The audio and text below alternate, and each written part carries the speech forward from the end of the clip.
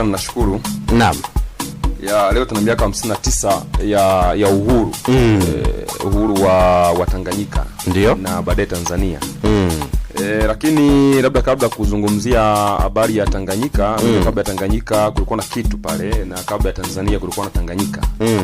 Sasa nitawapisha kidogo kwenye historia kidogo tu. Si mtaalamu sana wa historia, maana mimi si mwalimu wa historia, lakini kama tunavyofahamu maarifa yanatafutwa na tunajifunza. Na huko mashuleni pia tumejifunza vile vile. Sasa kabla ya kuzungumzia Tanganyika, matokeo ya wakoloni ilikuwa ni mkutano wa Berlin wa mwaka 1884 mpaka 85. Kwa wataalamu wa historia wanakumbuka kwa kitu kinaitwa Scramble and Partition for Africa. Ndio. Kwamba jamaa kusaidia nini leo? Scramble Partition for Africa. Kwa hiyo ni mkutano ambao ulifanyika kule Berlin, kwa maana kwamba jamaa walikaa mataifa makubwa yale, wakakaa kule wakasema kwamba sasa tunakwenda Afrika, na wakajipangia kabisa kwamba wewe bwana utakwenda pale, utakwenda pale, utamega pale. Kwa hiyo jamaa wakapanga namna ya kuja kutugawana wakiwa kwao. Kwa hiyo mwaka 1884 hiyo mpaka 85 ulikuwa ni mkutano mkubwa kweli kweli, ambao ulikuwa unajadili kuhusu bara la Afrika. Kwa hiyo wakakubaliana na mwaka 1886 sasa mpaka mwaka 1919 ndio hii sehemu ambayo ilikuja kuitwa baadaye na Tanganyika ilichukuliwa na Wajerumani. Ndio. Kwa maana kwamba wakati huo kuanzia mwaka 1886 mpaka 1919 haikuwa inaitwa Tanganyika, ila ilikuwa inaitwa Afrika ya Mashariki ya Ujerumani. Narudia tena hapo kwamba kabla ya ile eneo lote ambalo inaitwa Tanganyika, ambayo sasa hivi tunaita Tanzania bara. Na nitakuja kueleza baadaye kwa nini inaitwa Tanzania bara. Kwa nini yatumiki sana Tanganyika. Kwa hiyo ile eneo lote ambalo linaitwa Tanganyika lilikuwa linaitwa Afrika ya Mashariki ya Ujerumani, kwa sababu ilichukuliwa na Wajerumani kuanzia mwaka 1886 mpaka 1919. Na kwa nini 1919? Mwaka 1914 tulikuwa na vita ya kwanza ya dunia. Ndio. Ambayo ilidumu mpaka 1918. Naam. Kwa hiyo baada ya vita ya dunia hiyo yale mataifa yaliyoshinda yaliamuliwa kukabidhiwa sehemu ya makoloni. Kwa hiyo Ujerumani pia ikaamuliwa imkabidhi Mwingereza. Kwa hiyo ndio maana unaona historia inasema kuanzia mwaka 1886 mpaka 1919 kwa sababu Uingereza ilikabidhiwa baada ya vita ya dunia mwaka 1918 ikakabidhiwa koloni la Ujerumani ambao ni sehemu ya Tanganyika. Kwa hiyo Uingereza baada ya kukabidhiwa na Wajerumani hii sehemu ya Tanganyika, hawakutaka kutumia ile jina ambalo walikuwa wanatumia Ujerumani, ambalo lilikuwa inaitwa Afrika ya Mashariki ya Ujerumani. Sasa wao nao wakatafuta jina lao lingine ili kuonesha kwamba sasa nao ni watawala wapya sasa. Kwa hiyo Ujerumani wakawa wamekabidhi hiyo sehemu ya Tanganyika ikiitwa Afrika ya Mashariki ya Ujerumani. Watanganyika ndio walibatiza hiyo sehemu ya Afrika ya Mashariki ya Ujerumani kuwa Tanganyika kwa kutumia ziwa la Tanganyika. Kwa hiyo jina la Tanganyika limetokana na ziwa la Tanganyika, lakini tulipewa jina hilo na Mwingereza kuanzia mwaka 1919 baada tu ya vita ya dunia mwaka 1918. Kwa hiyo kutoka Ujerumani tuko mikononi mwa Waingereza ambao walitawala mpaka mwaka 1961 sasa. Ambako tulikuja kujipatia uhuru wa amani kabisa na hatukutumia silaha wala nini, yatumika mazungumzo. Na mwaka 1961 wakaachia. Kwa hiyo kwa historia kidogo kabla ya kuzungumzia habari ya Tanganyika na Tanzania, ndio hivi ambavyo vilitokea. Kwa mtu ambaye alikuwa afahamu kabisa kuhusiana na historia namna gani mpaka ikaitwa Tanganyika na baadaye mwaka 1961 tukaja kujipatia uhuru. Kwa hiyo uhuru tulipewa. Kwa hiyo uhuru tulipewa. Na uhuru ambao tulipewa, unajua tulikuwa tunapigania mambo mengi. Ndio. Unapozungumzia uhuru, uhuru tuseme ni jambo pana sana. Yaani uhuru katika nini? Kwa hiyo tulikuwa tunapigania uhuru katika maeneo kama matatu makubwa. Ndio. La kwanza ilikuwa ni uhuru wa kisiasa. Naam. Uhuru wa kisiasa kwa maana kwamba tuweze kujitawala, kujiongoza. Ndio.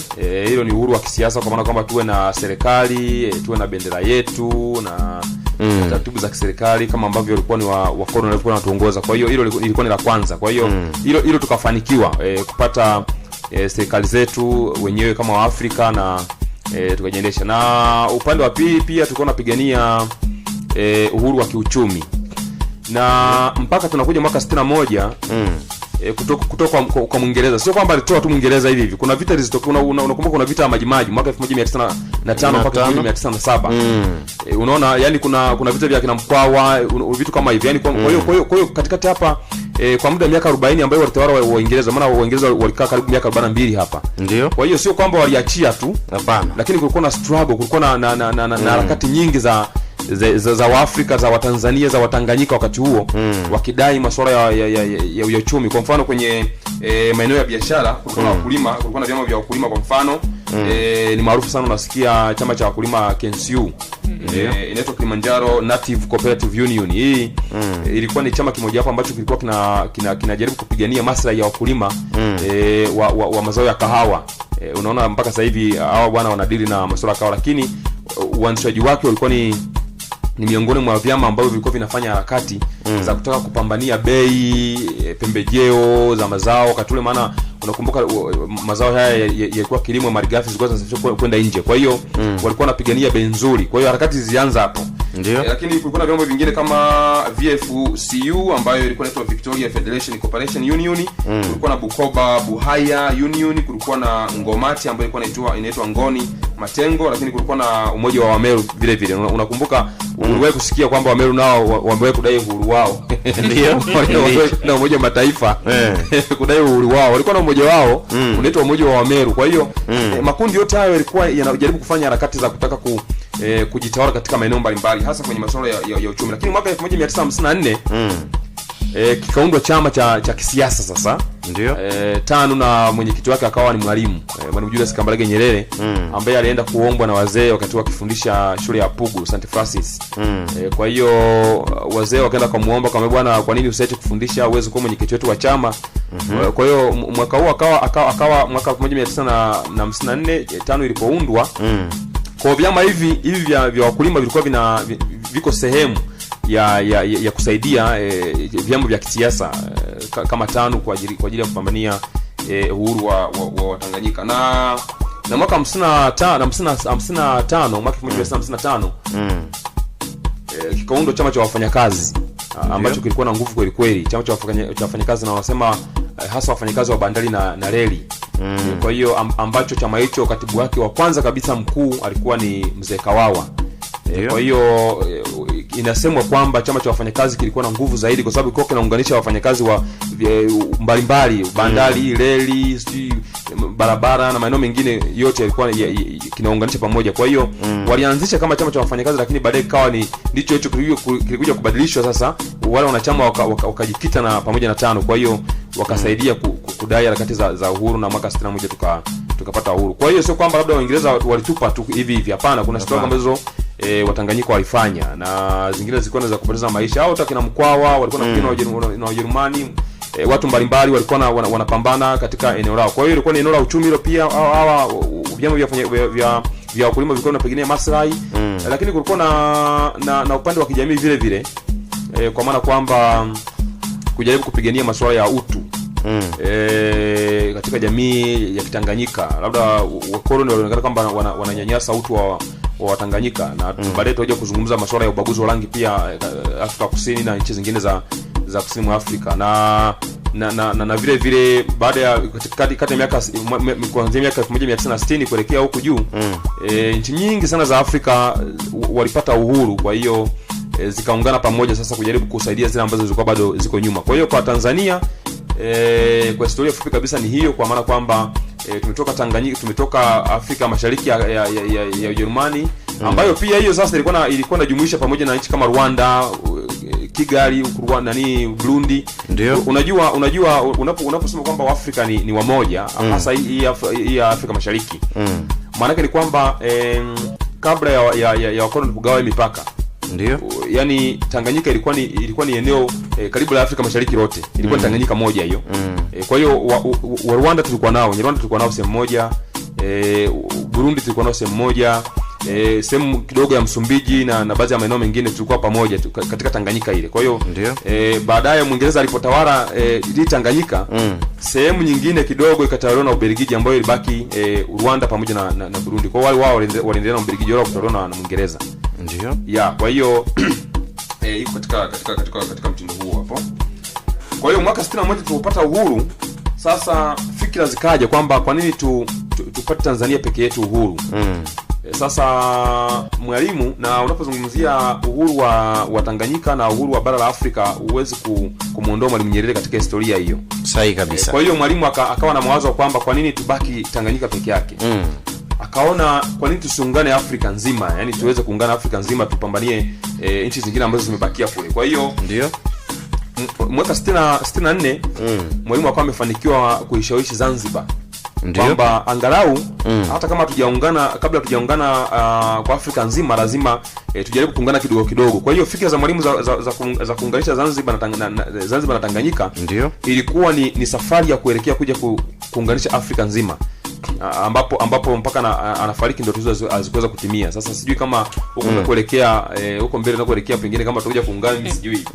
Lakini kwa huko nyuma tulikotoka ndiko ilikuwa ni rahisi zaidi kuungana kuliko sasa hivi tunavyoona jinsi ambavyo nchi za Afrika zinavyo zilivyo. Kwa hiyo utaona kwamba historia kidogo ya Tanzania na Tanganyika ilitokea katika mkutadha huo. Sawa. Dakika ya 50 kutoka Lipotimu majira ya 2 kamili za asubuhi. Msikilizaji, tuko na Mwalimu Magabilo Masambu, na hapa tunazungumzia kuhusiana na tarehe ya leo na mwezi huu wa leo ambao tunaadhimisha miaka 59 toka tulipopata uhuru kutokea mwaka 1961. Na hapa amekupitisha katika historia kidogo mpaka tulipopata uhuru mwaka 61 imekuwa vipi tukapata uhuru, lakini pia namna ambavyo Tanganyika ilivyopatikana mpaka baadaye kuja kuitwa Jamhuri ya Muungano wa Tanzania pale ambapo tulipoungana na Wazanzibari. Sasa tuje Mwalimu katika maendeleo na uhuru na maendeleo toka tulipopata uhuru, leo ni miaka 59. Maendeleo ya taifa letu la Tanzania una vipi kutokea tulipopata uhuru mpaka siku ya leo? Kwanza lazima tukubali kwamba kwa vyovyote vile kutakuwa na mabadiliko makubwa tu. Ndio. Hatuwezi kusema kwamba pale mkono alipotuachia ndipo tulipoishia pale. Hapana. Yaani kwa vyovyote vile ni kwa namna yote maendeleo yatakapotafasiliwa, kwa namna yoyote ile ni kwamba tumepiga hatua. Ndio. Kwa sababu ukijaribu kuangalia ukikaa na wazee ambao sasa hivi labda wana miaka 60, wana miaka 50, wana miaka 40, miaka 70, ukikaa nao ukizungumza nao wanaweza kukuambia kwamba huko tulikotoka hali ya maisha ilikuwa ni ngumu zaidi kuliko sasa. Na unapozungumzia maendeleo unazungumzia maisha ya watu. Ndio. Na kumekuwa na hoja nyingi ambazo zinazungumzia masuala ya maendeleo ya watu na maendeleo ya vitu. Watu wanasema kwamba maendeleo ya vitu sio maendeleo ya watu. Naam. Lakini unapokuwa na vitu vinatumiwa na havitumiwi na wanyama tu. Vitu hivyo vinatumiwa na watu. Kwa hiyo hiyo ni tafasiri tu kwamba mimi siwezi kusema kwamba maendeleo sio lazima kuwa na fedha mfukoni tu. Lakini unapokuwa na maendeleo ni transformation, yani ni safari. Ndio. Kwa hiyo inawezekana vitu ambavyo vinajengwa leo au vilivyojengwa zamani vinawezekana vikawa chachu ya kuleta maendeleo ya watu. Ndio. Kwa sababu unapojenga barabara unajenga kitu, lakini ni kwa manufaa ya watu. Sasa hivi unaangalia nchi yetu jinsi ilivyo sasa hivi imeunganishwa. Na awamu ya 4 ya Mzee Jakaya Kikwete alifanya kazi kubwa sana kuiunganisha nchi hii. Kwa upande wa barabara, mimi nilikuwa nasafiri wakati ule babangu alikuwa anakaa Morogoro. Kuja Msoma wakati huo ilikuwa ni nadra sana, kwa sababu usafiri pia ulikuwa ni shida. Miundombinu ilikuwa kidogo ni shida. Kwa hiyo ulikuwa unasafiri kwa muda wa wiki 2 huko kwenye gari kutoka Dar es Salaam kwenda Msoma. Ndio. Au kutoka Morogoro kwenda Mara. Ulikuwa unatumia zaidi ya wiki 2 ukiwa njiani. Lakini siku hizi unaona una uwezo kuambia watu wapike chakula na jioni unafika saa 9 unakikuta cha moto kabisa. Kwa hiyo kwa vyovyote vile hatuwezi kusema kwamba eti wakono walikotuachia ndiko tulikokuwa. Pana tumepiga hatua kubwa. Mimi naweza kusema kwamba tumepiga hatua kubwa. Huko nyuma hatukuwepo sisi ni vijana wadogo, lakini mimi ninavyofikiri nafikiri kwamba tulipoachiwa na wakoloni hatukubaki pale pale. Kwa hiyo unapozungumzia uhuru na maendeleo, ndio hatujafika, kwa sababu hata nchi ambazo zimepiga hatua kubwa kwenye maendeleo hazikupata uhuru leo. Unapofananisha Tanzania na Marekani, wakati mwingine ni kukosea, kwa sababu Marekani na miaka mingi, na miaka karibu 200 imepata uhuru. Na Marekani pia nao walitawaliwa vile vile na Mwingereza. Pamoja na ujanja wao na ukubwa wao, pia nao ilikuwa ni koloni la mtu. Ndio. Kwa hiyo unapozungumzia maendeleo, lazima tuangalie unalinganisha maendeleo na nchi ipi. Ndio. Unapozungumzia masuala ya maendeleo katika demokrasia, unazungumzia maendeleo katika demokrasia kwa nchi ipi? Kwa sababu huwezi kuwa na miaka 50 au miaka 59 au miaka 60 alafu unajikompea unajifananisha na nchi ambayo toka itawaliwe imepita miaka 200. Kwa vyote vile kutakuwa na tofauti. Kwa hiyo mimi nadhani kwamba vuguvugu kadri tunavyoelekea huko mbele, tutakapofikisha miaka 100 labda kwa mfano, au nusu ya umri wa Marekani wa kupata uhuru, ambao tunasema sasa hivi uhuru, kwa mfano uhuru mkubwa wa kujieleza, uhuru wa demokrasia Marekani ni mkubwa zaidi, ni lazima wakati mwingine tujifunge mkanda kwanza, kwa sababu kwa nchi za Afrika ambazo hazijaendelea sana, na tuseme nchi ambazo nyingi ambazo hazijaendelea, unatakiwa wakati mwingine mtumie sheria ngumu kidogo kulazimisha watu wakae kwenye mstari, lakini baadaye unajikuta kumbe zile sheria zilikuwa tunaona kama ni ngumu, lakini kumbe zikuja kutusaidia.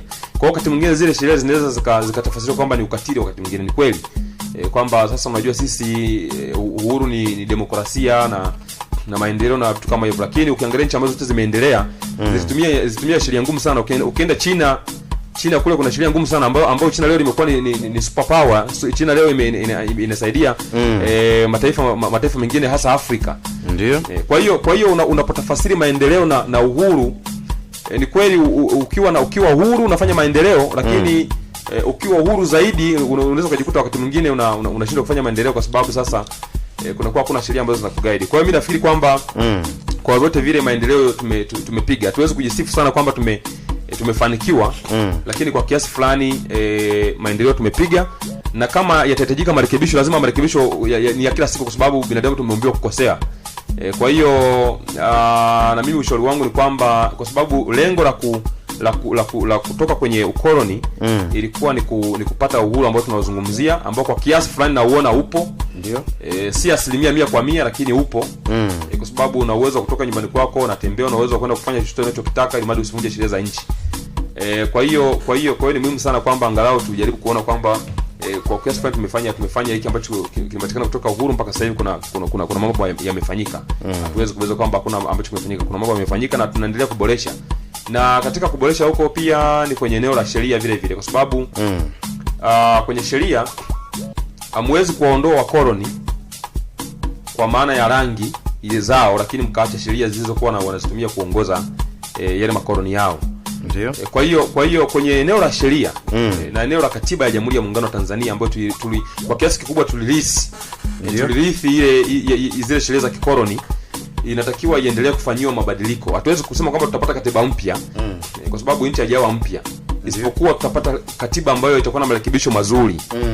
Kwenye katiba ya Jamhuri ya Muungano wa Tanzania kunatakiwa kufanyike na baadhi ya marekebisho ambayo yataweza kufanya kila mtu akajisikia kwamba sasa yuko huru 100%. Kwa hiyo nafikiri kwamba hayo mabadiliko yataendelea kufanyika tu, kwa sababu hata kama ungetunga katiba ya namna gani, lazima mabadiliko yatakuwa yanafanyika, kwa sababu maisha yanabadilika na system zinabadilika. Kwa hiyo ni vitu kama hivyo. Sawa. Dakika ya 57 na dakika 58 toka leo timu saa 2 kamili asubuhi. Tupo na mwalimu Magabilo Masambu tukijaribu kuzungumza kuhusiana na uhuru na maendeleo katika taifa letu la Tanzania. Telefoni yetu Halima Omari, tupo mpaka majira saa 4 kamili za asubuhi. Siku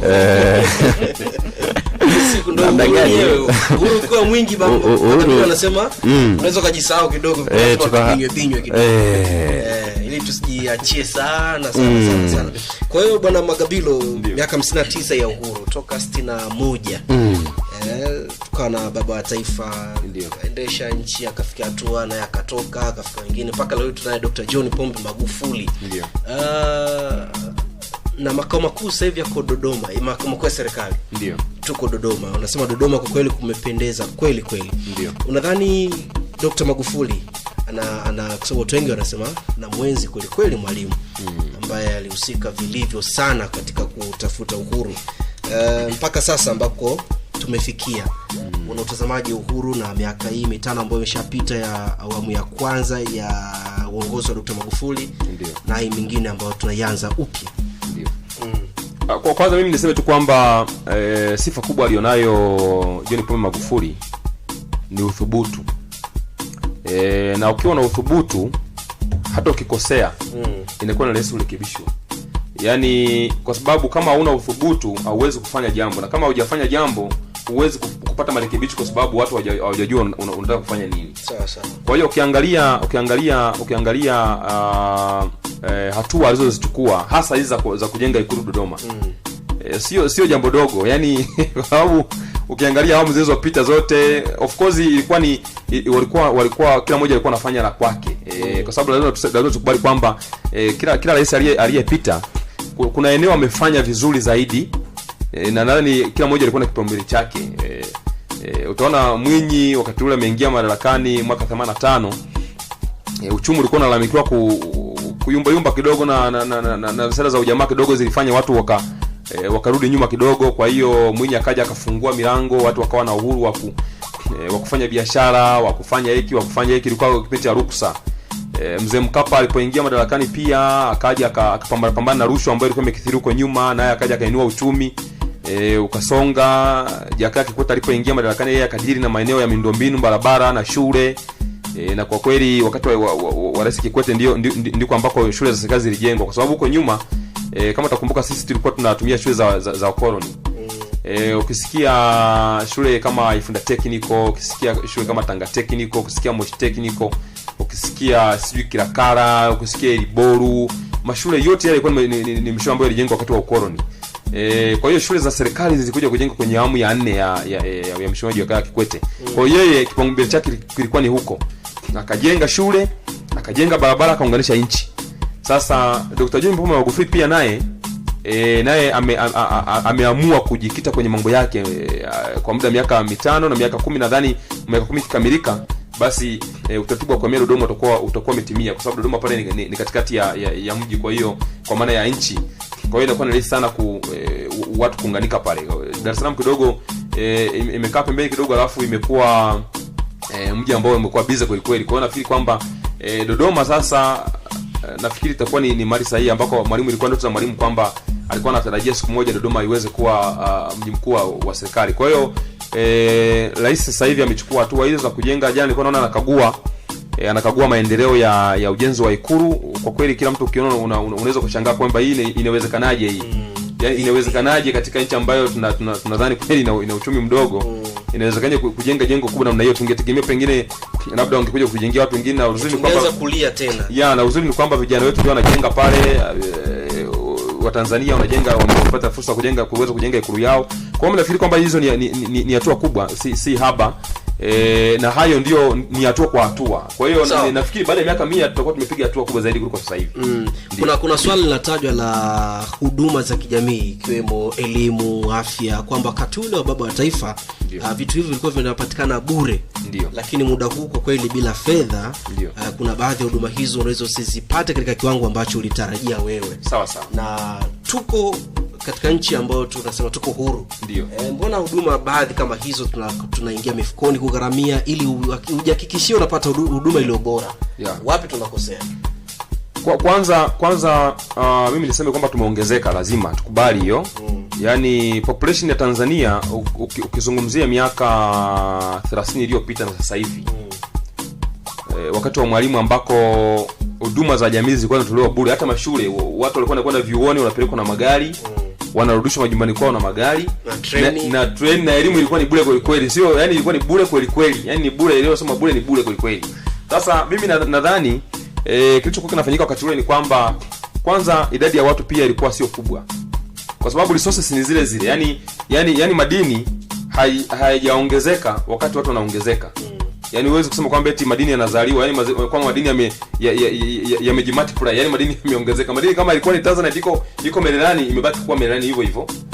Kama ni misitu imebaki hivyo hivyo, kama ni milima imebaki hivyo hivyo, kama ni Kilimanjaro haijapanuka kutokana na wingi wa watu, Kilimanjaro imebaki vile vile. Kwa hiyo unataka tunasema nini? Tunasema kwamba resources ni constant, lakini rate ya watu inaongezeka. Yaani kwamba zile rasilimali tulizo nazo kutoka mwanzo ziko vile vile, lakini population inakuwa ni kubwa. Kwa hiyo population inakuwa ni kubwa, na ukiangalia tena sera ya nchi, pamoja na kwamba haijabadilishwa kwenye katiba, lakini katika utendaji imebadilika. Yaani sasa hivi ni kwamba tupo kwenye uchumi wa kibepari. Na uchumi wa kibepari maana yake ni kwamba uweze kupata huduma bila kulipia. Sawa sawa. Kwa hiyo lazima tukubali kwamba sasa hivi uchumi tulio nao sio uchumi wa kijamaa. Wakati ule ulikuwa ni ujamaa, lakini pia population ilikuwa ndogo, kwa hiyo kutoa huduma ilikuwa ni rahisi. Watu walikuwa ni wachache, na unaona ukiangalia idadi ya wanafunzi ambao walikuwa wanakwenda kwenye shule ilikuwa ni watu wachache sana. Kwa hiyo hiyo pia inawezekana ikawa inachangia kwamba kwa nini sasa huduma sasa hivi zinatolewa kwa gharama tu. Tumeingia kwenye mfumo wa kibepari, yani tumefika mahali sasa tumeshirikiana na mataifa ambayo yalikuwa yanaisha mfumo wa kibepari. Kwa lazima tukubali ubepari huo kwamba kila huduma sasa hivi huduma kama afya itakiwa iwe ni huduma, sio biashara. Unaona sasa hivi bima zinalipiwa, yani bima ile, yani mtu afya anainunua. Yani kama una fedha unapoteza maisha. Unapoteza maisha. Kwa hiyo mimi nafikiri kwamba hizo zote ni changamoto za mfumo wa kibepari ambao tulikubali bila kubadilisha katiba yetu. Kwa hiyo nafikiri kwamba hizo changamoto ili tusiweze kulipia, ni lazima tujaribu kuona kwamba ni resources gani tulizonazo ndani ya nchi ambazo tunaweza tukaziuza kwa wingi nje, tupate fedha za kigeni ziweze kuhudumia watu ndani. Kwa hiyo nafikiri kwamba hilo serikali ina jambo la kufanya. Kama wanasema habari ya bure, basi iweze kuwa bure kama ambavyo ilivyokuwa miaka ya mwanzoni. Lakini changamoto hazikosekani. Watu ni wengi, lazima tukubali watu ni wengi. Kwa hiyo uweze kusema kwamba eti watu wameongezeka alafu resources zimebaki zile alafu unatoa elimu bure, mwisho wa siku utafika mahali utakwama. Sawa, mimi nilikuwa na swali moja kuhusiana na hizi sherehe za uhuru. Tumeona kwa miaka kadhaa sasa kumekuwa hazifanyiki kabisa. Je, sisi kama Watanzania kutokufanyika kwa sherehe hizi, kuna kitu tunapoteza au kuna kitu tunakipata kupitia hilo? Kwa kwanza mimi niseme tu kwamba kuna jambo linapotea. Pamoja na kwamba nia ya serikali ni kutaka kama wanavyotoa maelezo kwamba tunaokoa pesa, sisi tunajenga hiki. Hapana, historia hujengwa kwa matukio. Kwa hiyo unapoacha kuadhimisha sherehe za uhuru, kizazi hiki kizazi kipya inakuwa sio rahisi sana kujua kwamba nini kinatokea, kwa sababu hizi sherehe zilikuwa zinaamsha hisia. Yani kuna watu ambao walikuwa hawaelewi, wanapoona zile sherehe wanasema ni nini hiki. Kwa hiyo mtu mwingine anajaribu kuuliza mbona leo watu wamekusanyika uwanjani, kuna wanajeshi wanapiga saluti pale, kuna nini kinaendelea, kuna nini? Basi naambia hii bwana, hii ilikuwa ni siku tuliyopata uhuru.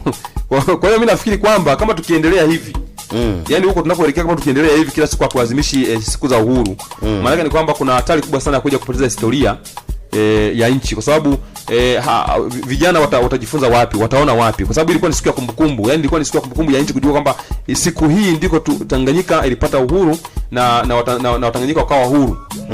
Kwa hiyo mimi nafikiri kwamba hili jambo lilikuwa limekaa kihistoria. Kwa hiyo jambo ambalo limekaa kihistoria likibadilishwa kwa sababu ambazo zingine unaona ni kweli kwamba wanataka kujenga hiki, lakini mimi nafikiri kwamba ni lazima hizi sherehe zitakiwa ziendelee kuwepo ili kuweza kuhamasisha umma wa Tanzania ambao wanazaliwa sasa kwamba kuna jambo ambalo linafanyika. Kama watu wanaadhimisha birthday zao za kuzaliwa, iwe birthday ya taifa, wanafanya party, wanapiga picha.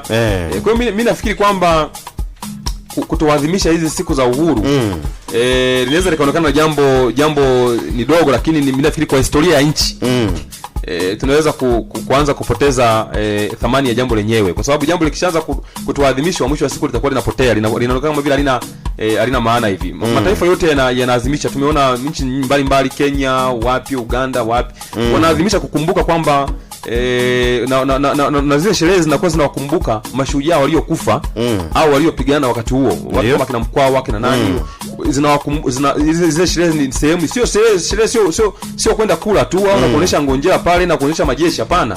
Lakini pale zinasoma historia mbalimbali, kwa watu wanajifunza mambo mbalimbali, yani ndio inatakiwa iwe hivyo. Kwa hiyo mimi nafikiri kwamba tukiendelea na utamaduni huu, kuna siku tutakuja kuulizana hivi ni siku gani tulipata uhuru, yani wakati mwingine katika vizazi vijavyo. Kwa hiyo kuna faida kubwa sana kwenye historia ya nchi. Kwa hiyo nafikiri kwamba serikali inatakiwa ijaribu kufanya marekebisho hata kama itakuwa ni sherehe zisiwe za bilioni ambazo zinatajwa, lakini kuwa na kitu ambacho kinaonyesha kwamba kuna jambo lilifanyika ili liendelee kuenzi historia hii. Sawa, dakika ya 8 msikilizaji, toka lipotimu majira saa 3 kamili za asubuhi, na kama utakuwa na swali lolote kwa mwalimu Magabilo Masambo juu ya haya ambayo tunayazungumzia, uhuru na maendeleo katika taifa letu la Tanzania, miaka 59 takriban kutoka tulipopata uhuru mwaka 61. Tunazungumza mengi sana, mengi, na wewe msikilizaji ni sehemu ya kipindi hiki, hivyo ni vyema tukakushirikisha katika haya yote ambayo tunajadiliana asubuhi hii ya leo. Kwa hiyo unaweza kauliza swali lolote kwa mwalimu na akakujibu. Huyo hapa anasema Malaki Sumari Mikungani Mwanzo wa Lami, umeongea kuhusu makundi yaliyokuwa na harakati ya kudai uhuru, na ulipotaja Wameru nikajikuta na mkumbuka hayati mzee Kirilo Jafeti, Mtanganyika wa kwanza kufika UN kudai uhuru, ila alikosea kudai uhuru wa Meru peke yake. Haya bana, asante Malaki Sumari, unasema hilo. Huyo anasema teacher amenipatia historia, amenikumbusha mbali sana kihistoria mkutano wa Berlin ulioitishwa na Bismarck. Asante, umeandika ujumbe mrefu sana, lakini hapana shaka umekaa vizuri. Maxi Palange kutoka Kilinga Meru, ni kweli Mwalimu Julius Nyerere hatuwezi kumsahau kwenye juhudi za uhuru, achilia tu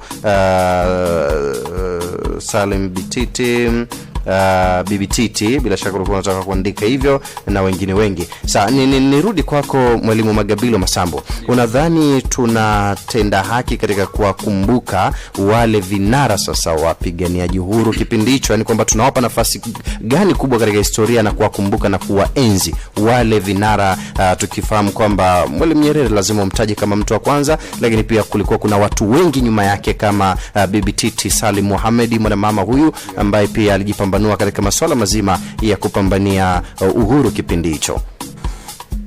Mimi nafikiri kwamba kwa maoni yangu haijitendeka haki sawa sawa, kwa sababu unapozungumzia harakati za uhuru unajikuta anatajwa mtu mmoja peke yake. Ndio. Lakini Mwalimu alikuwa anabebwa na watu wengine. Na inasemekana pia hata gharama za kwenda UN kuna watu walikuwa wanachanga fedha. Mimi nimesoma wakati fulani kwenye kitabu kimoja hivi cha harakati za CCM. Wanasema kule Iringa kuna mama mmoja, bibi mmoja wa miaka 80 hivi. Ndio. Alikuwa yule bibi alikuwa hana fedha. Lakini alikuwa na mayai nyumbani. Ndio.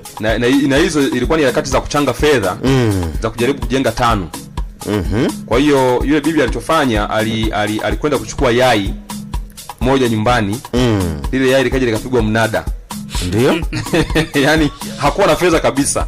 Ndio akaona hivi naweza akatoa kitu gani ambacho ni bibi wa miaka 80. Kwa hiyo akaenda nyumbani akachukua yai, likaja kwenye mkutano pale, ukikona mkutano unaendelea pale, ile yai likapigwa mnada, wakapata vijisenti pale, zikakusanywa zikaenda kwenye tano kwa ajili ya kusupport. Kwa hiyo unapozungumzia watu ambao walifanya harakati za uhuru wa Tanganyika, haishi kwa Mwalimu peke yake. Ndio. Lakini mara nyingi historia haiwezi kutaja watu wote. Yaani kuna watu wengine walipoteza maisha, wengine walibaki vilema, wengine ni watu wengi sana. Sahihi. Lakini mara nyingi sasa wanajaribu kuangalia yule ambaye alikuwa wanambeba.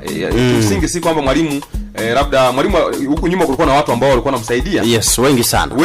Wengi kana Bibi Titi na watu wengine ambao pengine hawakutaja kwenye historia. Na mimi ninafikiri kwamba ni wakati sasa wa serikali, ndio, au vyombo binafsi kutafuta masalia ya wao watu, kwa sababu wako watu wengine warudi vijijini, wengine maisha yao mpaka leo wapo, wengine wanakuta bado hawajafa, wapo ni wazima na washiriki moja kwa moja katika mapambano ya kutafuta uhuru. Lakini kwa sababu si maarufu hawatafutwi. Mimi nafikiri kwamba ni vema sana kujaribu kurudi nyuma, kujua kwamba labda kama kuna masalia ya watu ambao walishiriki na Mwalimu na watu wengine ambao walishiriki kwenye hizi harakati za uhuru wa Tanganyika, ni bora kuweka kwenye historia ili kujaribu kufanya sisi wengine ambao ni vijana pia tuweze kuwafahamu, kwa sababu wakati sisi hatukuepo.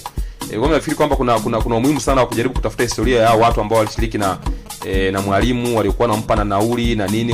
Unakumbuka Mwalimu ametokea kwenye familia ya chifu, lakini hawakuwa matajiri. Kwani ni watu ambao ni machifu, lakini si kwamba walikuwa na mali nyingi sana. Kwa hiyo safari za kwenda Marekani, kwenda UN na nini, kurudi na lazima kuna watu walikuwa wanakuwa supported, walikuwa na support kwa ajili ya kwenda kutafuta uhuru. Kwa hiyo nadhani kwamba ni historia ambayo inatakiwa ijaribu kufanywa kazi. Lakini mimi hapo niseme tu kwamba kwa sababu malengo ya kuondoa wakoloni ilikuwa ni kupata uhuru kamili. Ndio. Na unapozungumza uhuru kamili, unazungumzia uhuru kamili wa kisiasa, uhuru kamili wa kiuchumi, na uhuru kamili wa kijamii.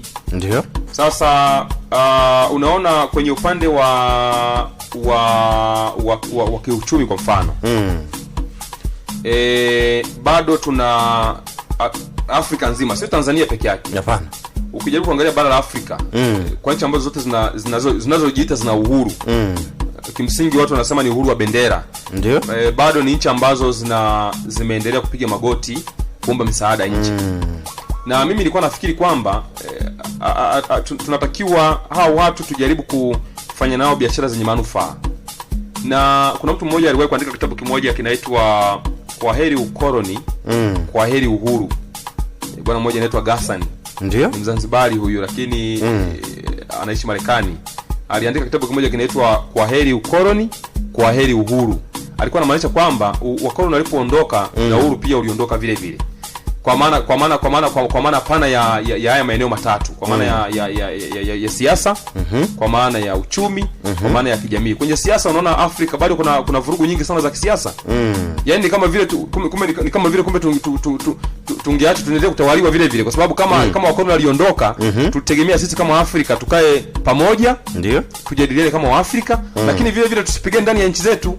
Lakini unaona nchi za Afrika zilivyokuwa na mavita kila sehemu, wanapigana wenyewe kwa wenyewe, yani demokrasia inaminywa, yani vitu kama hivyo. Kwa hiyo nafikiri kwamba tunatakiwa kama kweli tulikuwa tunapigania uhuru, kwa maana kuondoa wakoloni, kwamba tunaona kama wanatukandamiza, hatukustahili kufanya yale ambayo wakoloni walikuwa wanatufanyia. Na ndio maana nimesema kwamba ukiangalia katiba nyingi sana za Kiafrika, katiba zizo nyingi, hao viongozi waliorithi zile katiba za koloni hawakubadilisha chochote. Waliongeza tu waliokuwa wanayataka, lakini walitakiwa waondoe zile sheria ambazo walizokuwa naziona zilikuwa zinawakandamiza, kwa sababu tulipokuwa tunapigana na koloni kuondoa koloni, kuna baadhi ya mambo tuliona kwamba mambo yanatukandamiza. Kwa hiyo wale viongozi waliopokea mamlaka kutoka kwa koloni, cha kwanza kabisa ilikuwa ni kureform, ilikuwa ni kuondoa zile sheria kandamizi. Kwa mfano ukiangalia hapa Tanzania tuna sheria ya magazeti ya mwaka 1976. Sheria ambayo inampa mamlaka tu waziri akijisikia anaweza kufunga gazeti, chombo cha habari. Unaona kitu kama hicho. Yaani ni sheria ambazo pia zimelalamikiwa muda mrefu. Kwa hiyo utaona katiba yetu ya Jamhuri ya Muungano ibara ya 18 inampa mtu uhuru mkubwa sana wa kuzungumza, uhuru wa kutoa habari, uhuru wa kupokea habari, uhuru wa kusambaza habari. Lakini ukiangalia sheria ya huduma ya vyombo vya habari, unaona ina ile sheria ya uchochezi, ya kutafasiri kwamba ni jambo gani linaweza likawa la kichochezi. Yaani ni jambo ambalo liko ni pana zaidi, kwamba uweze kufahamu wakati unaongea ni jambo gani linaweza likawa la kichochezi. Kwa hiyo unaona kumbe kuna sheria ambazo zimetungwa ambazo zinakinzana na katiba. Unaona. Kwa hiyo mimi nafikiri kwamba sisi kama Waafrika, ili tuweze kuwa huru complete 100%, ni lazima tuhakikishe kwamba zile sheria, masalia ya sheria za wakoloni ambazo zilikuwa zinakandamiza watu wakati huo, zinatakiwa ziondolewe, ili Waafrika waweze kuwa na uhuru ule ambao tunatumia kama ni uhuru mkubwa. Kwa maana eneo hilo la kisiasa vile vile ukuwe na uwanja sawa wa kisiasa. Kwa nchi zote za Afrika, unaona Uganda kinachoendelea sasa hivi. Ndio. Na ndio mfano wa nchi nyingi za Afrika. Unaona huyu mgombea anapiga kampeni, huyu yuko anapigwa risasi na wanapigwa risasi na mabomu na vyombo vya usalama.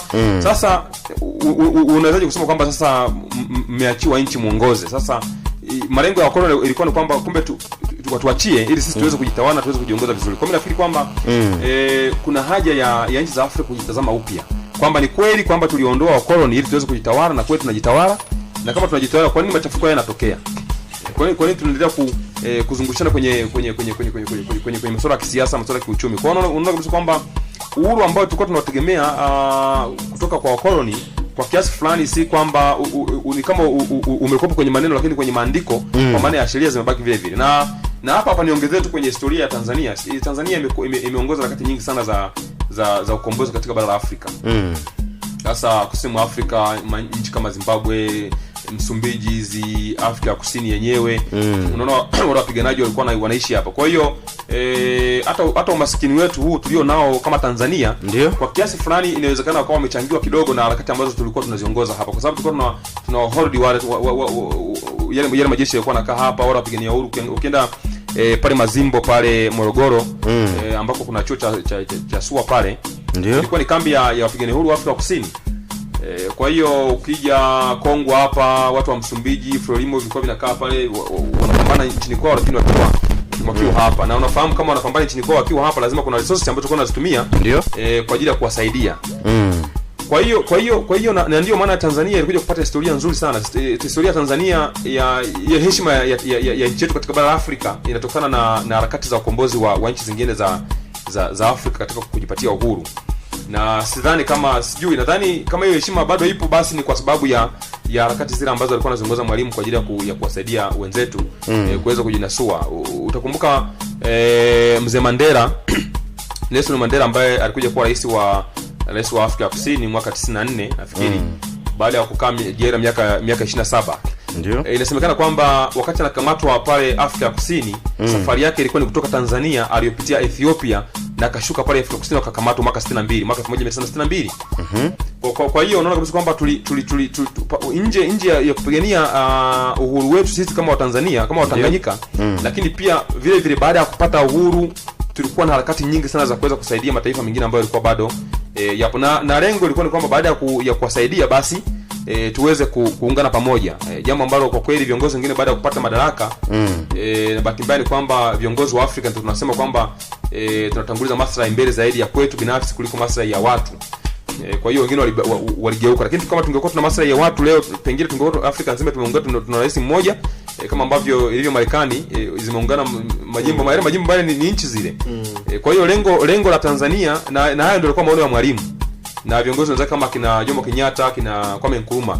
Walikuwa wanaamini kwamba tukisha zikomboa nchi zote hizi ambazo ziko bado chini ya mkoloni, basi baadaye tunaweza kuunda taifa moja ambalo litakuwa na nguvu kubwa zaidi. Na Afrika ingekuwa moja. Nadhani tuko karibu nchi 54 sijui. Kama nchi 54 hivi. Sasa nchi 54 zingekuwa pamoja na rasilimali tulizo nazo. Unajua bara Afrika ni tajiri mama. Yaani ni bara tajiri kuliko mabara mengine yote. Lakini sisi ndio watu maskini kuliko watu wengine wote. Sasa unafikiri kwamba tatizo inawezekana likawa ni tatizo la kiuongozi tu. Ndio. Kwa hiyo hata umaskini tulio nao sisi ni tatizo la kiuongozi, kwa maana kwamba tumeshindwa kumanage resources tulizo nazo. Tumeshindwa kuuza rasilimali zetu kwa faida. Na ndio maana unaona umaskini unaendelea kutuandama. Na Mwalimu atangaza maadui hao watatu: ujinga, maradhi na nini. Kwa hiyo yale zile zote ambazo zimetangazwa na Mwalimu, sidhani kama mpaka leo yamekwisha, bado yapo. Lakini tunachoamini kwamba tungekuwa na viongozi ambao wana fikra zile ambazo walizokuwa nazo wale waasisi wa kwanza, pengine huko mbeleni tungekuwa tumeungana taifa hili yani bara la Afrika moja lingekuwa na nguvu, kwa sababu tuna mali nyingi na tungekuwa wamoja, basi tungekuwa sasa hivi tunaongea kitu kingine. Lakini mwisho wa siku umeona baada ya harakati sisi Tanzania kuongoza harakati hizo kupata uhuru wa nchi zingine, kila mmoja akaanza kufanya ruwake, na ndio hapo tulianza kuachana.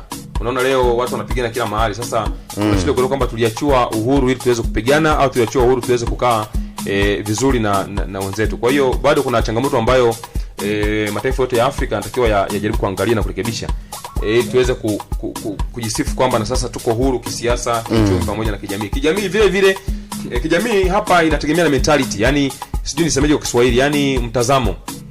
Kwa sababu unapozungumzia kujikomboa kijamii, unazungumzia mtu mmoja mmoja anafikirije kwamba yuko huru.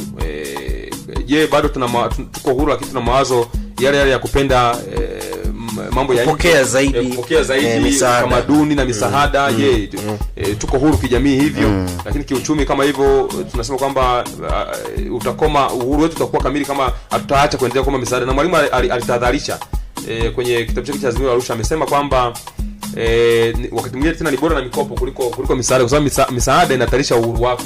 Unapopewa misaada ina maana utabidi ukubaliana na masharti ya misaada ile. Na hili limeathiri sana nchi nyingi za Afrika. Yaani wakoloni waliondoka kimwili, lakini kifikira na kimaandiko wamebaki. Ndio maana sasa mkitaka msaidiwe, mnaambia bwana, sasa mkitaka msaidiwe bwana, tunawapa 1 2 3. Msipokubaliana tunaachana nyie.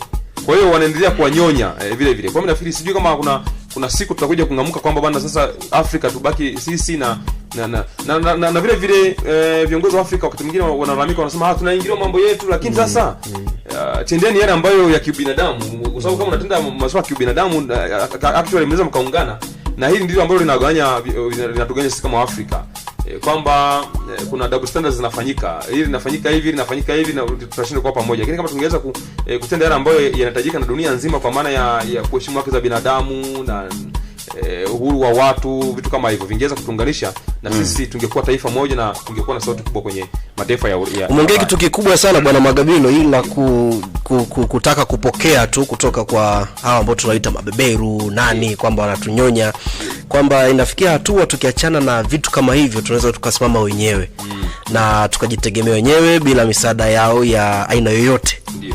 Sasa tufanye nini ili kufikia hapo? Kwa sababu bado baadhi ya mataifa tuko katika hali hiyo, licha hapo tunaongelea miaka 59 huru ya nyumbani kwetu hapa.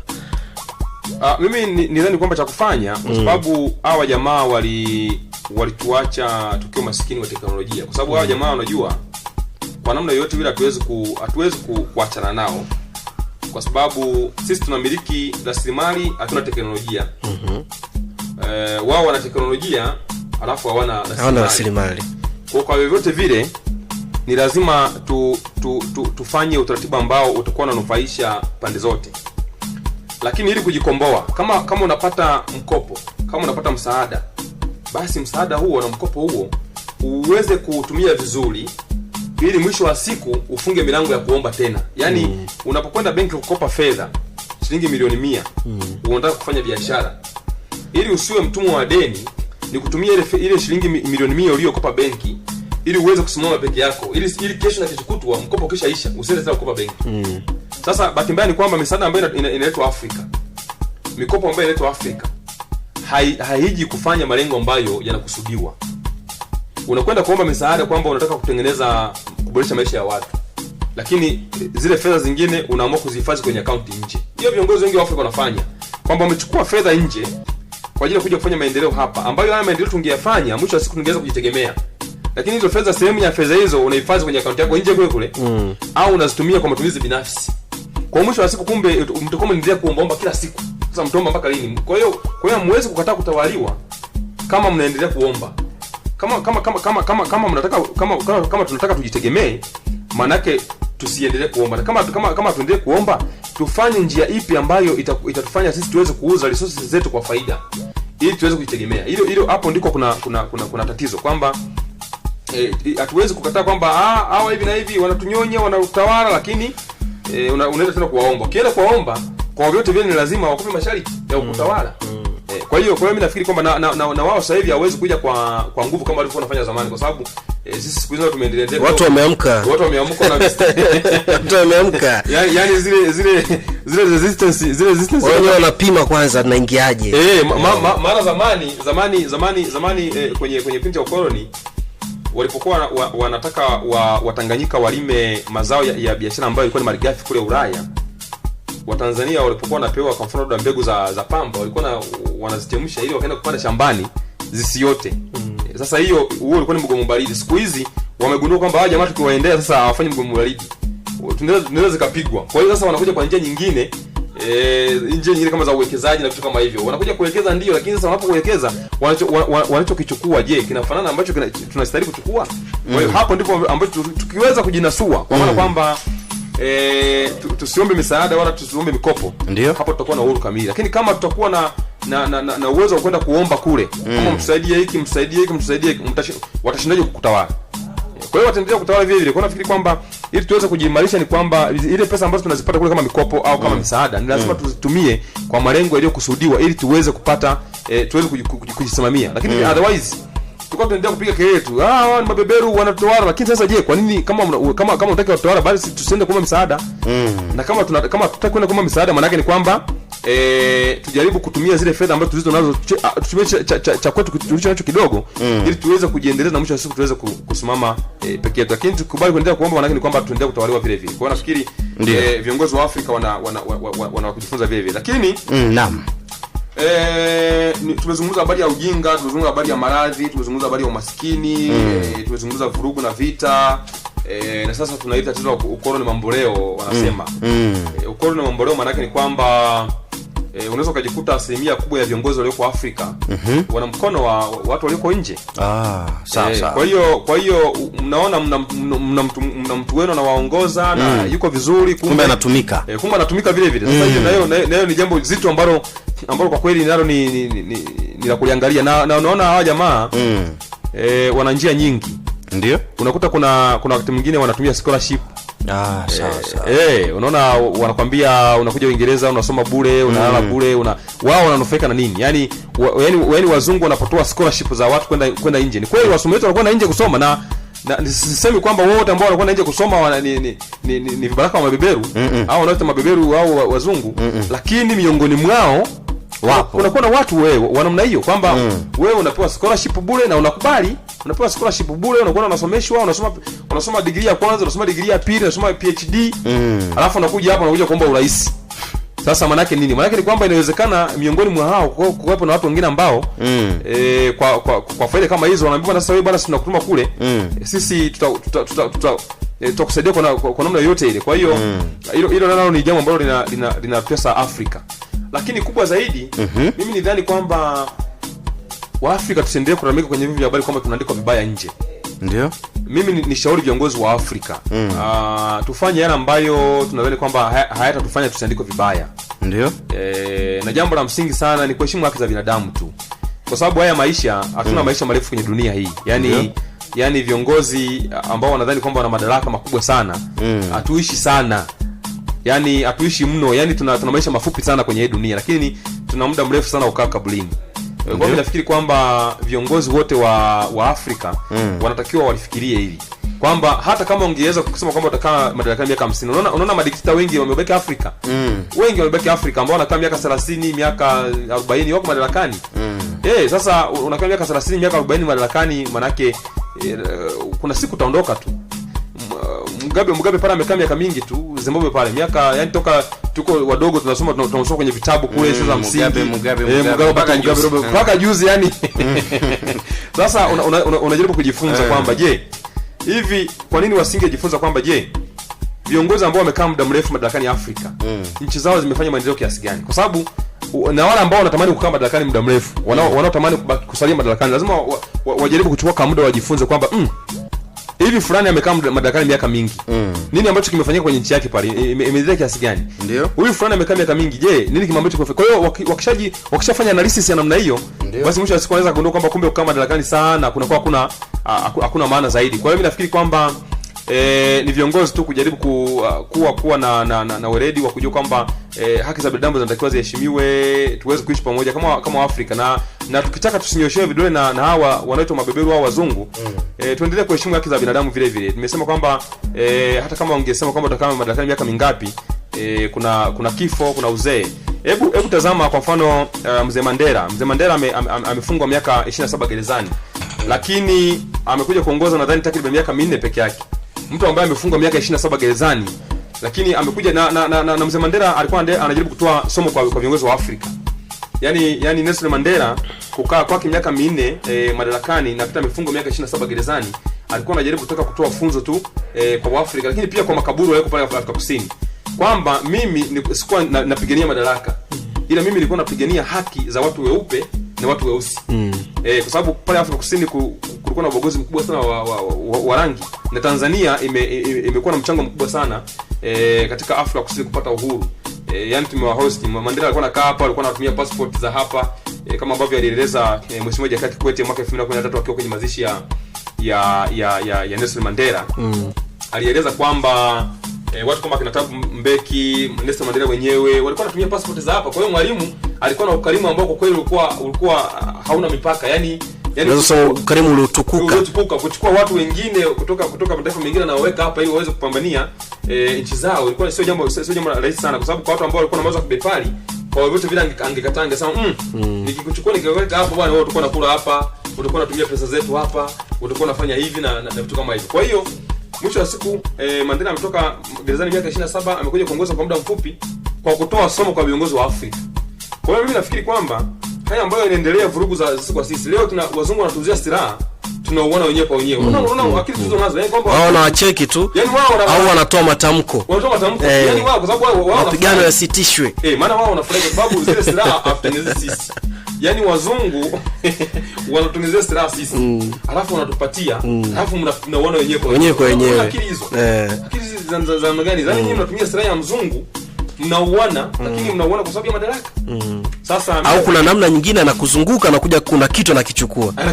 Yani wakishaona kwamba kwa sababu wao, hebu niambie, kama wanatengeneza silaha kwa mfano, unafikiri kama wanatengeneza silaha, unafikiri silaha wanaweza kama tuna machafuko? Kwa hiyo mimi nafikiri kwamba tungefika mahali ili sisi tusiwe soko la silaha za Marekani, soko la silaha za Uingereza, ni kujaribu kuheshimiana tu ndani ya nchi zetu. Juzi umefanyika uchaguzi Ghana pale. Wale jamaa wanashindana, nadhani sasa hivi ni karibu awamu ya 3 wanashindana wale. Lakini uweze kusikia na anayeshindwa anakubali nimeshindwa, awamu ijayo anaingia tena kwenye kinyang'anyiro, akishindwa anakubali. Ndio hivyo, yani ndio hivyo. Maana sisi wakati mwingine tunalalamika, wao jamaa wanatundika vibaya bwana. Lakini tujichunguze sisi matendo yetu yakoje. Kwa hiyo ni kweli uhuru tuliopata ndio tunaotumia uhuru kuweza kufanya hivi. Kwa hiyo mimi nafikiri kwamba viongozi wa Afrika wanasoma pia kujifunza, hasa kwa Mzee Mandela. Ni somo kubwa sana ambalo alifanya mtu ambaye amefunga miaka 27 alafu anakuja kama madarakani muda mfupi anakuja kutoka. Anawafundisha makaburu kwamba bwana, nyinyi na sisi tuko sawa. Kwa hiyo leo nikiongoza mimi, mkiongoza nyie ni sawa tu. Lakini pia Mwalimu wakati miaka yake ya mshirikina aliwapa ushauri Afrika Kusini, kwa sababu alishaanza kuona kwamba kama vile wao wanajitoa kama sio sehemu ya Afrika.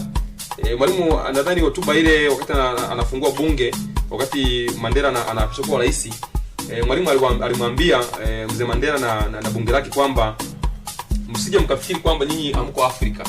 Kwa sababu gani? Kwa sababu Mwalimu alitumia nguvu kubwa sana kujaribu kuwasupport wale, kujaribu kuwasaidia, lakini inaonekana kama vile wao wanataka kujiona kwamba wao ni Ulaya lakini si Afrika. Na kweli Afrika Kusini ukiangalia wakati mwingine unaweza kufikiri kwamba haiko kuna hatua fulani hivyo wamepiga. Kuna hatua fulani wamepiga, ni kwa sababu pia wale masetra, wale makaburu wamekaa pale miaka mingi sana wamekaa pale. Kwa hiyo wamesaidia pia kujenga uchumi wao. Na ndio maana watu wengine wanasema kumbe ni afadhali tungeacha Waingereza waendelee kuwepo hapa, tusingepata uhuru mapema, ili pengine na sisi tungekuwa tumeendelea baada ya kuona kama maendeleo yanasuasua. Kwa hiyo nafikiri kwamba kwenye miaka 59 hii viongozi wa Tanzania na viongozi wa Afrika wana jambo la kujifunza kubwa, kwamba hasa kwenye innovation, kwenye zile sheria za kikoloni ambazo wakoloni waliziacha, tusitumie zile ambazo tulikuwa tunazipinga. Koloni za kandamizi zile tunaziondoa zile sheria, alafu tunaunda taifa zuri kabisa ambalo kila mtu anajisikia kwamba yuko huru. Na ukishafanya hivyo, na unajua kwa nini vibaraka wanatokea? Watu wengine wanafikiri kwamba vibaraka wanatokea tu. Vibaraka na magrupu mengine ambayo unayasikia duniani yanayojitenga na serikali zao, wengine wanaona kwamba kuna ukandamizaji. Kwa hiyo wakishaona kwamba kuna ukandamizaji fulani, wanaona solution ni kujitenga. Alafu wakishajitenga wanafanya mawasiliano na jamaa wanaotengeneza silaha. Kwa hiyo wanapewa zile silaha zile. Kwa hiyo mnajikuta nyinyi miaka yote mnasumbuana tu. Miaka yote amfanye maendeleo. Wao wanaingia msituni wanatoka, hao wanaingia msituni wanatoka. Kwa sababu gani? Kwa sababu watu waliona kwamba kuna haki fulani zinaminywa. Kwa hiyo mimi nafikiri kwamba viongozi wa Afrika wanatakiwa wajifunze kwenye uhuru huu kwamba ili kutozalisha vibaraka na kutozalisha makundi mengi sana ya wahasi na nini, tukae pamoja. Hizi nchi ni zetu zote, yani kama Tanzania wote ni wa Tanzania, tukae pamoja tu. Tuzungumze vizuri na mimi nafikiri kwamba njia nzuri zaidi kitokea jambo lolote ni mazungumzo ya mezani. Sawa. Kaeni mezani mzungumze tu. Yaani mzungumzana kuna shida gani bwana? Hebu tuambie. Mnajadiliana vizuri kabisa kwenye meza mazungumzo na mkutoka pale mnasema kumbe jambo lilikuwa linatusumbua, kumbe ni jambo dogo kiasi hiki. Tunatakiwa tuone mnatoka mnakuwa kitu kimoja mpaka watu wanashangaa imekwaje? Waje hao jamaa. Nimeona kule jana Zanzibar. Of course kumekuwa na mtazamo mingi sana ambayo watu wanaitoa kwamba kwa nini Maalim Seif ameamua kuungana na Mwinyi, huu ni usaliti. Kuna watu wanazungumza mambo mengi. Lakini hebu jaribu kufikiri, watu walikuwa ni wagombea. Kwa mfano Mwinyi, wakati mwingine wanamtupia madongo ambayo yeye hastahili. Yeye alikuwa ni mgombea. Sasa kama ni mgombea, ameona kwamba hakuna haja ya kugombana tena. Hivi kwa nini tusikae pamoja? Sisi ni ndugu bwana. Kwa nini tusikae pamoja? Yametokea haya, sawa. Sasa tufanyeje? Tuachane au tuendelee kukaa pamoja? Kwa hiyo kumekuwa na mtazamo kama hiyo. Kwa hiyo mimi nafikiri kwamba meza ya mazungumzo ni nzuri zaidi kuliko kuendelea kuvimbishana misuli. Hamtafika hata kama ni masuala ya ndoa, mkishazungumza mkishagombana, mkae pamoja mzungumzo. Mnakuwa marafiki wazuri sana. Mnatoka hata mahali fulani mazungumzo bwana, hivi kwani kuna tatizo gani? Kuna jambo gani linaendelea? Kwa hiyo nafikiri mimi na mimi sana kwenye mazungumzo zaidi kuliko kwenye silaha. Tusitumie nguvu kubwa sana kwenye kutumia majeshi yetu. Majeshi haya yapo kwa mujibu wa sheria ya kulinda. Kwa mfano jeshi la wananchi Tanzania kazi yake kubwa ni kulinda wananchi na mipaka yao. Mipaka nchi. Jeshi la polisi kazi yake kubwa ni kujaribu kulinda usalama wa raia na mali zao pamoja na kuwasaidia. Nchi zingine siku hizi kumekuwa na utaratibu fulani kupata tatizo mwingine, mwingiliano wa majeshi taifa na taifa. Kwa hiyo unaona kabisa kwamba mtu anaposikia polisi anaona ni sehemu salama. Lakini kumekuwa na dalili fasa siku hizi mtu akipata tatizo anaweza asinde polisi akibila sehemu nyingine. Sawa, miaka 59 hii ya uhuru, Bwana Magabilo, katika eneo la siasa unataka kusema nini? Kwenye eneo la siasa ili ukizungumzia kwa mkutano wa nchi yetu kwa mfano, mimi nasema kwamba tumekuwa na hatua nzuri. Kwa sababu tumekuwa na utaratibu wa kuachiana. Hiyo la kwanza. Kwa sababu tumeona nchi zingine yani kila ikija mwaka fulani isura hiyo. Niliona mali fulani wamchukua kiongozi fulani wa Afrika na viongozi fulani wa Marekani, wanataja kiongozi wa Marekani mwaka fulani alikuwa huyu, wanamweka na picha huyo kiongozi. Huyu alikuwepo. Alikaja huyu akaondoka huyu yupo. Kwa hiyo ukiangalia Tanzania pamoja na changamoto za demokrasia tulizo nazo, kwa sababu nimesema haya ni maboresho mpaka demokrasia ikomae. Unajua kabla ya demokrasia hapakuwepo na demokrasia kabisa, kulikuwa na tawala za kifalme huko nyuma. Yani demokrasia ilipiganiwa baada ya kuona kwamba hizi uongozi wa kifalme hauko sawa sawa. Kwa hiyo demokrasia ilipiganiwa. Kwa hiyo tunaendelea. Kwa hiyo nafikiri kwamba changamoto hizi zitakuwa zinaendelea, zinarekebishwa. Linapotokea hili linarekebishwa. Na ni shauri viongozi wetu kwamba changamoto zote ambazo zinalalamika zipatiwe ufumbuzi, zirekebishwe, alafu watu waweze kuishi kwenye nchi yao kwa haraka kabisa. Na mkishaishi kwa haraka kabisa, maana yake ni kwamba mtafanya maendeleo kwa kasi, kwa sababu mtakuwa mnajadiliana. Na mawazo yanatoka kwa watu mbalimbali. Mtu naye mdharau ndiye anaweza kutoa wazo ambalo linaweza kanyanyua nchi. Kwa hiyo mimi nafikiri miaka 59 hii si hapa. Mwaka 92 tumeanza mfumo wa vyama vingi. Huko nyuma tulikuwa na chama kimoja, japo kulikuwa na vyama vingine ambavyo vilikuwa havisikiki, lakini mwaka 92 rasmi tukaingia kwenye mfumo wa vyama vingi. Na tumeendelea kufanya uchaguzi na tumeendelea kuachiana madaraka. Miaka mitano uchaguzi, miaka mitano uchaguzi. Na nafikiri kwamba lazima utamaduni huu udumishwe. Kwa sababu anaweza kuja kiongozi mwingine akawa na mawazo mapya vile vile ya kuboresha, kama ambavyo wameachana huyu amejenga hiki. Mheshimiwa John Pombe Magufuli kwenye awamu yake hii amekusudia kujenga pengine hiyo Ikulu na kuhamisha Dodoma. Akishatoka pale kuna mwingine atakuja atasema bwana sasa hii Dodoma tuiboreshe zaidi. Ndio hivyo. Kwa sababu hata kama ukisema kwamba ubaki madarakani miaka mingi, kuna siku utaondoka kwa kifo. Na ukiondoka haimaanishi kwamba nchi itasimama. Kuna watu watatoka watakuja kuongoza vile vile.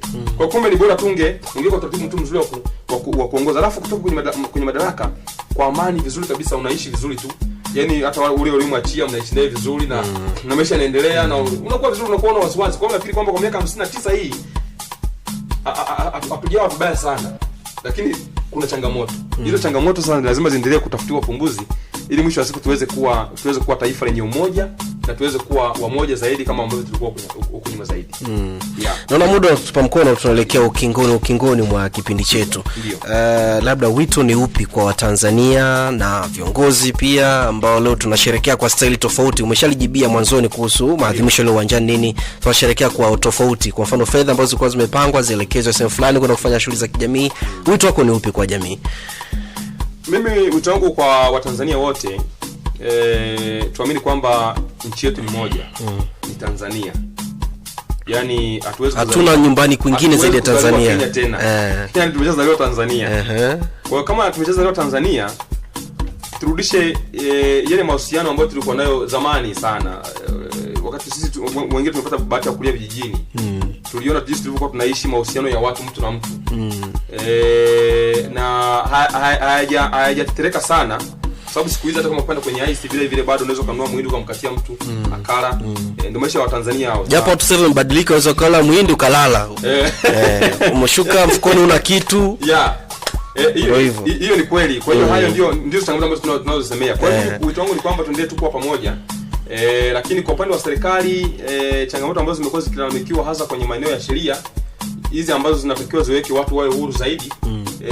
Sheria, masuala ya uhuru wa habari na vitu kama hivyo, kwa sababu kwenye masuala ya habari na kujieleza ndiko unaweza kupata watu wazuri, kwa sababu huwezi kumjua mtu kama ni mzuri kama hapati nafasi ya kuzungumza, hapati nafasi ya kuandika vizuri. Kwa hiyo watu waachiwe ili uweze kupata vijana ambao watafanya innovation. Yaani tupate mawazo ya watu ambao, kwa sababu wanasema jambo jema mara nyingi linatokana na msuguano wa mawazo. Yaani inapotokea msuguano wa mawazo, watu wakibishana, mwisho wa siku wanaweza kupata kitu ambacho ni kizuri zaidi.